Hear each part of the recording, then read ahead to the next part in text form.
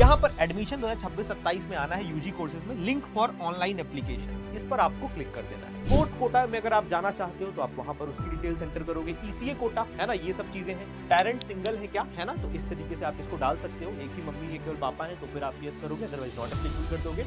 अगर आपका current address जो करस्पॉन्डेंस है, पत्राचार का पता और परमानेंट एड्रेस दोनों सेम है, अब आ जाएगा स्पोर्ट्स कोटा का ऑप्शन। अगर आप स्पोर्ट्स कोटा क्लेम करना चाहते हैं तो आप यहाँ पर यस करेंगे। यहाँ पर आपकी फोटो पहले से ही फेच हो जाएगी सीयूटी एप्लीकेशन फॉर्म से, आपको अपलोड नहीं करना। हेलो बच्चों, क्या हाल चाल? बढ़िया एकदम। मैं आप सभी का स्वागत करता हूं on this amazing platform of physics वाला। बच्चों, अभी रिसेंटली डीयू ने, दिल्ली यूनिवर्सिटी ने अपना काउंसलिंग पोर्टल ओपन कर दिया है। रजिस्ट्रेशन उस पर आप कर सकते हो, जो उसका सीएससीएस पोर्टल होता है, वहां पर आप जाकर के रजिस्टर कर सकते हो काउंसलिंग के लिए। एंड अभी रिसेंटली सीवीटी ने रिजल्ट अनाउंस किया अपना, एंड रिजल्ट आने के बाद में बच्चे बहुत परेशान थे, सर काउंसलिंग कब होगी, काउंसलिंग कब होगी। तो लो, तुम्हारे लिए गुड न्यूज आ चुकी है। दिल्ली यूनिवर्सिटी ने बेटा अपना सीएसएएस पोर्टल, जो कि काउंसलिंग पोर्टल होता है, उसको ओपन कर दिया है रजिस्ट्रेशन के लिए। ठीक है, तो आज के इस वीडियो में हम डिटेल में देखने वाले हैं कि क्या क्या वो स्टेप्स होंगे जिनमें आपको जिसको आपको ध्यान में रखना है अगर आप दिल्ली यूनिवर्सिटी में अपनी एक सीट पक्की करना चाहते हो तो। और ये इसलिए भी इंपॉर्टेंट है क्योंकि जिसके कम मार्क्स भी होते हैं ना, वो भी यहां पर बड़ी आसानी से पहुंच सकते हैं। मैंने आपको बताया है बहुत बार, south campus and off campus में अगर की आप बात करोगे तो अगर 200 प्लस नंबर भी आपके हैं पीसीएम या पीसीबी में, तो भी आप जो है दिल्ली यूनिवर्सिटी के साउथ कैंपस ऑफ कैंपस में अपना एडमिशन ले सकते हो। तो ये बहुत अच्छी अपॉर्चुनिटी है। ठीक है, उन सभी बच्चों के लिए, तो इसको मिस नहीं करना है। बहुत ध्यानपूर्वक देखना है कैसे आप रजिस्टर करोगे अपने आप को, वो सारी बातें हम देखने वाले हैं। अब देखो बेटा, दिल्ली यूनिवर्सिटी का जो सीएसएस पोर्टल होता है ना, उसके 3 फेजेस होते हैं काउंसलिंग के। फेज 1 होता है रजिस्ट्रेशन का, बहुत ध्यान से मेरी बातें सुनना, पूरा वीडियो बहुत ध्यान से देखना। फेज 1 होता है बेटा रजिस्ट्रेशन का। फेज 2 होता है प्रेफरेंसेस फिलिंग का, है ना, किस ऑर्डर में आपके कौन से कोर्सेज चाहिए।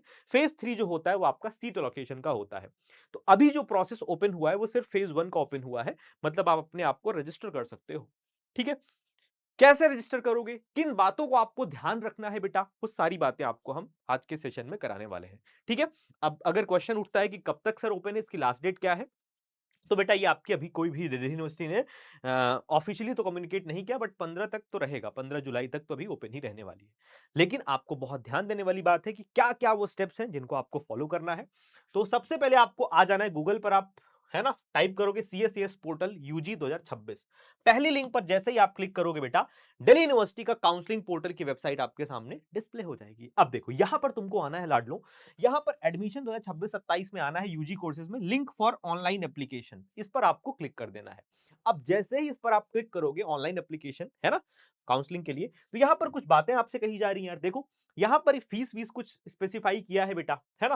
पहले फेज बताया, फेज 1 होता है applying to the university of Delhi, आप वहां पर अप्लाई कर रहे हो, रजिस्टर कर रहे हो। फेज 2 होता है प्रेफरेंस फिलिंग का बेटा, कौन कॉलेज आपको किस ऑर्डर में चाहिए, ये भी नहीं ओपन है, केवल आप रजिस्ट्रेशन कर सकते हो। फेज 3 होता है सीट एलोकेशन का। ये दोनों फेजेस जो है, फेज 2 फेज 3 बाद में ओपन होगा, मैं बता दूंगा। फीस क्या है, जनरल ओबीसी और ईडब्ल्यूएस के लिए 250 रुपए आपको पे करना पड़ेगा।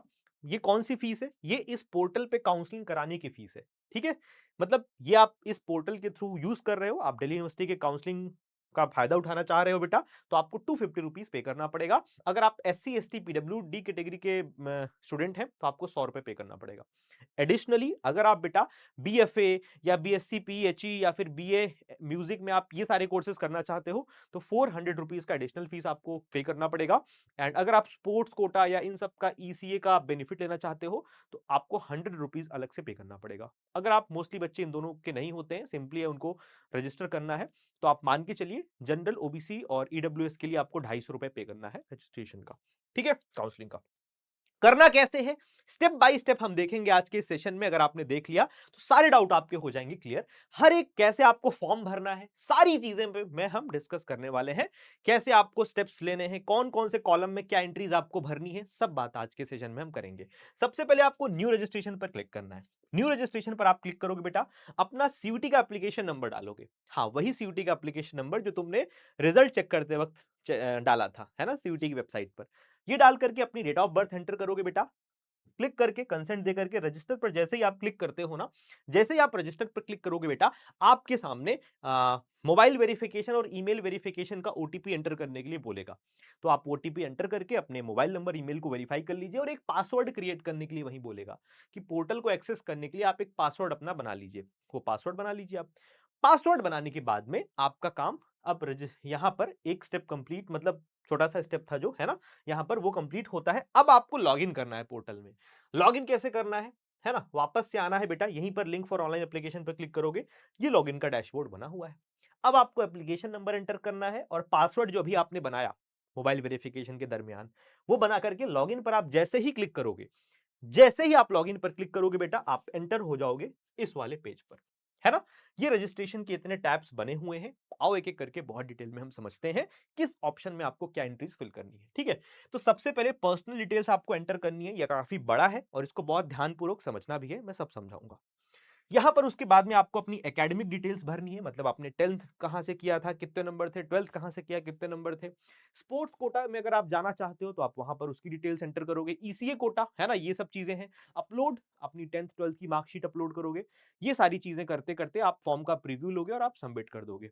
इतने फेज, इतने स्टेप्स आप फॉलो करोगे, तब आप जो है डीयू के सीएसएस पोर्टल पर आप फेज 1 आपका कंप्लीट होगा रजिस्ट्रेशन का, ठीक है। और इसी की विंडो अभी ओपन भी है। अभी बेटा आपकी प्रेफरेंस फिलिंग का यानी फेज 2 अभी ओपन नहीं हुआ है।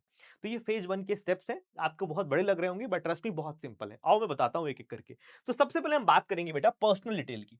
पर्सनल डिटेल में जब आप लॉगिन करोगे ना, अभी मैंने बताया, जैसे ही आप यहां पर लॉगिन पर क्लिक करेंगे, आप इसी पेज पर लैंड हो जाएंगे। किस पर लैंड होंगे, इस पे।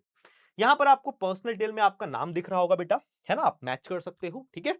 ये कहां से आएगा, भरना नहीं है, जो सीयूटी के फॉर्म में भरे थे वहीं से अपने आप फेच होकर के आ जाएगा, ठीक है। जेंडर आप देख सकते हो, है ना, एंड डेट ऑफ बर्थ आपका आ जाएगा यहां पर। कैटेगरी आप यहां पर चेंज कर सकते हो, बहुत बड़ा चेंज। बहुत सारे बच्चों का डाउट आ रहा था, मैं क्लासेस ले रहा था, तो सर क्या हम कैटेगरी चेंज कर सकते हैं। सर मेरा तो ईडब्ल्यूएस लग रहा था, गलती से जनरल मैंने भर दिया था। तो हाँ भाई, तुम्हारे पास टाइम है, तुम चेंज कर सकते हो। यहां से आप अपना ईडब्ल्यूएस कर सकते हो या कुछ भी कर सकते हो, ठीक है। उसका लेकिन ऐसा नहीं कि अच्छा सर, सर सोच रहा हूँ कि इस कैटेगरी में ज़्यादा अच्छा रिजर्वेशन हो रहा है, सीट मिल जाती, मेरा नंबर भी उतना ही कर लेता हूँ, उतना बनवा लेता हूँ, ये मत कर देना, ठीक है? आजकल बेटा हर चीज़ें डिजिटल हैं, ट्रैक हो जाएँगी और आपके करियर के लिए बहुत दिक्कत हो सकती है। तो कोई भी चीज़ आपको ऐसा नहीं लेना जिससे बाद में प्रॉब्लम आ जाए। तो आप अकॉर्डिंगली आप यहाँ पर चेंज कर सकते हैं, अभी टाइम है तो आप सर्टिफिकेट्स भी इसका बनवा सकते हैं, ठीक है? अगर आप जनरल हैं तो जनरल क्लिक करेंगे, आगे बढ़ जाएँगे, कोई डिटेल्स एंटर नहीं करनी पड़ेगी। अगर आप किसी कैटेगरी को चूज़ करते हैं, ओबीसी, एससी, एसटी या फिर आप ईडब्ल्यूएस, तो आपको सर्टिफिकेट डिटेल्स डालनी पड़ेगी। जो आपने सर्टिफिकेट बनवाया है, मैंने बहुत बार बताया है, वो 1 अप्रैल 2026 के बाद का बना होना चाहिए, है ना, मतलब न्यू फाइनेंशियल ईयर का बना होना चाहिए। तो अब मान लो इस बच्चे का ओबीसी ने सेलेक्ट किया आपने, है ना, और उसके बाद माइनॉरिटी कॉलेजेस, है ना, एज अगर आपको है तो करिए, अदरवाइज आप नॉट एप्लीकेबल कर दीजिए। अब यहां पर आपको कैटेगरी की डिटेल्स डालनी पड़ेगी, किस स्टेट से आप बिलोंग करते हैं, क्या आपकी कम्युनिटी है, इश्यू कब हुआ था आपका सर्टिफिकेट बेटा, ठीक है, एंड इशूइंग अथॉरिटी क्या थी और सर्टिफिकेट का नंबर क्या है, ये डिटेल्स आपको डालनी पड़ेगी अगर आप कोई भी रिजर्वेशन कोटा ऑप्ट कर रहे हैं तो। कैंडिडेट का ईमेल आपको बाय डिफॉल्ट यहां पर प्रीफिल्ड मिलेगा, अल्टरनेट ईमेल आप चाहें तो डाल सकते हैं। मोबाइल नंबर भी आपको प्रीफिल्ड मिलेगा, अल्टरनेट आप चाहें तो ऐड कर सकते हैं यहां पर इस पोर्टल पे, ठीक है। स्टेट ऑफ डोमिसाइल, किस राज्य से आप बिलोंग करते हैं, आप वहां पर ये चीज एंटर करोगे। अभी पर्सनल डिटेल ही चल रही है। उसके बाद आप अपनी फैमिली डिटेल्स को एंटर करोगे। भाई आपकी फैमिली की एनुअल इनकम कितनी है, आप वो डाल सकते हो बेटा। सिंगल गर्ल चाइल्ड हो कि नहीं हो, तो ये चीज एंटर कर सकते हो, है ना। पेरेंट सिंगल है क्या, है ना, तो इस तरीके से आप इसको डाल सकते हो। एक ही मम्मी, एक केवल पापा है तो फिर आप यस करोगे, अदरवाइज नॉट एप्लीकेबल कर दोगे, है ना। आर यू ओपन, है ना, जो बच्चे जो है ना, जो भी बच्चे आपके जो है अनाथ होते हैं तो उसके लिए ऑप्शन पूछा गया है बेटा। तो अगर आप अकॉर्डिंगली आप फिल कर सकते हो, अदरवाइज नॉट एप्लीकेबल कर सकते हो। मदर्स नेम आप डालोगे, मदर्स करती क्या है आपकी, है ना, हाउस वाइफ है या क्या करती हैं, तो वो चीज आप एंटर कर दोगे। जिसपे स्टार मार्क है ना, बस वही चीजें आपको भरनी है, ऑप्शनल है ये सारी चीजें। तो चाहो तो आप, अगर मदर वर्किंग है तो आप ऑफिस एड्रेस या उनका नंबर भी डाल सकते हो, अदरवाइज आप ब्लैंक भी रख सकते हो, because these are the optional entries. पापा का नाम आपको या गार्जियन का नाम डालना है यहाँ पर। कर क्या पापा का ऑक्यूपेशन है बेटा, है ना, तो वो चीज डालनी है। और उनका नंबर वगैरह आप चाहो तो यहाँ पर डाल सकते हो, अदरवाइज आप ब्लैंक रखो। वार्ड कोटा, बहुत सारे बच्चे दिल्ली वार्ड कोटा के थ्रू एडमिशन लेना चाहते हैं, तो अगर आप वो ऑप्शन ऑप्ट कर रहे हो तो आप यस करोगे, अदरवाइज आप नॉट एप्लीकेबल कर दोगे। अदर कैटेगरी कोटा, बहुत सारी अदर कैटेगरी लगती है, जैसे पीडब्ल्यूडी हो गया, कश्मीरी माइग्रेंट हो गया बेटा, है ना, children widows of personal armed forces, ये सारी category, prime minister special scholarship वाला हो गया। ये अगर इन कैटेगरी से आप बिलोंग करते हैं तो आप यस करेंगे, अदरवाइज आप नॉट एप्लीकेबल कर देंगे। ठीक है। आइडेंटिटी प्रूफ में आप आधार कार्ड अपनी डालना, आधार कार्ड का ऑप्शन नहीं मिलेगा तो लास्ट वाला होगा other valid photo, government identity card पे आप क्लिक करके आधार की डिटेल्स आप यहां पर एंटर कर देना।